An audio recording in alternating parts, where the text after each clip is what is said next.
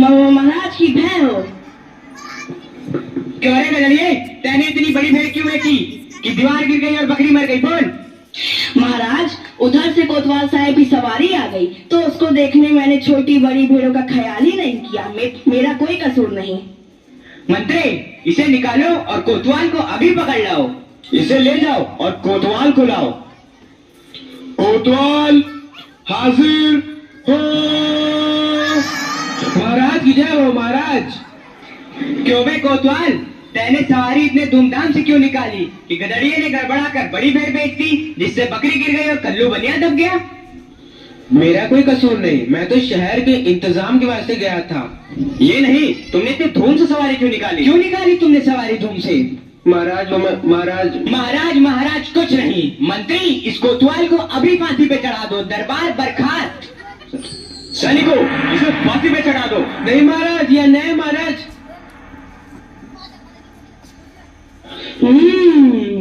गुरुजी ने तो हमको यहाँ रहने से मना किया था। माना कि देश बुरा है, पर अपना क्या, अपन किसी राजकाज में थोड़ी न है कि किसी बात का डर हो। रोज मिठाई चबाना और मजे से आनंद उठाना। चल वहां मोटा है, आज पूरी हो गई। बाबा जी चलिए, नमो नारायण कीजिए। हैं? यह आफत कहाँ से आई? अरे भाई, मैंने तुम्हारा क्या बिगाड़ा है जो मुझे पकड़ते हो? आपने बिगाड़ा है या बनाया है, इससे क्या मतलब। अब चलिए, फांसी पर चलिए। फांसी? अरे बाप रे बाप, फांसी? मैंने किसकी जान लूटी है कि मुझको फांसी? मैंने किसके प्राण मारे हैं जो मुझको फांसी? आप बड़े मोटे हैं, इस वास्ते आपको फांसी होगी।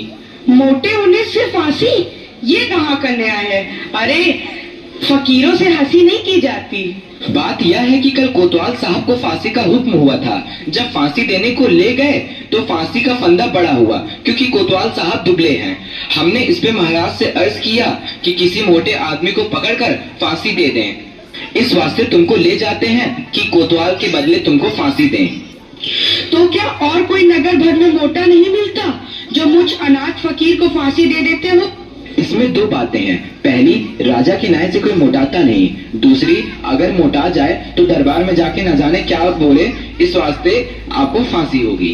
दुहाई हो परमेश्वर की, यहाँ बड़ा ही अंधेर है। अरे गुरुजी महाराज का कहना मैंने ना माना, उसी का फल मुझे अभी भोगना पड़ रहा है। गुरुजी कहाँ हो? कृपया मेरे प्राण बचाओ। हाय, मैंने गुरुजी का कहना ना माना, उसी का फल है ये। गुरुजी कहाँ हो? बचाओ। अरे बच्चा गोवर्धन दास, तेरी यह क्या दशा हो गई है? गुरुजी, दीवार के नीचे बकरी दब गई, सो इसके लिए मुझे फांसी देते हैं। गुरुजी बचाओ। अरे बच्चा, मैंने तो पहले ही कहा था कि ऐसे नगर में रहना ठीक नहीं है। तूने मेरा कहना नहीं सुना। कोई चिंता नहीं, नारायण सब समर्थ हैं। और सुनो, मुझे मेरे शिष्य को एक उपदेश देना है। तुम लोग तनिक किनारे हो जाओ, और अगर मेरा कहना नहीं सुने तो समझ लो तुम्हारा भला नहीं होगा। नहीं महाराज, हम लोग हट जाते हैं, आप बेशक उपदेश दीजिए।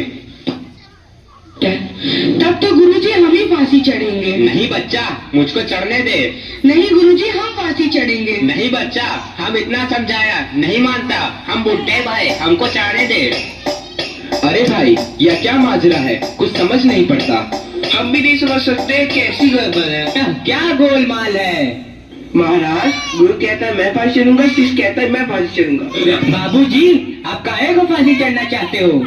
महाराज, इस वक्त ऐसी साइट है कि जो मरेगा सीधा वैकुंठ जाएगा।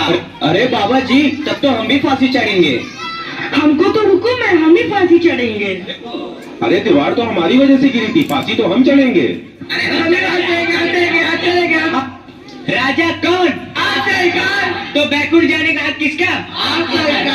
तो मंत्री चढ़ाओ उनका फांसी। अरे चलिए महाराज। जहाँ ना धर्म, ना बुद्धि, ना नीति, ना सूजन समाज, तो ऐसी अपूही नसे जैसे चौपट राज। अंधेर नगरी चौपट राजा, अंधेर नगरी चौपट राजा। इस मोल भाजी, इस मोल खाजा, इस मोल खाजा हो। अंधेर नगरी चौपट राजा, अंधेर नगरी चौपट राजा, अंधेर नगरी चौपट राजा, अंधेर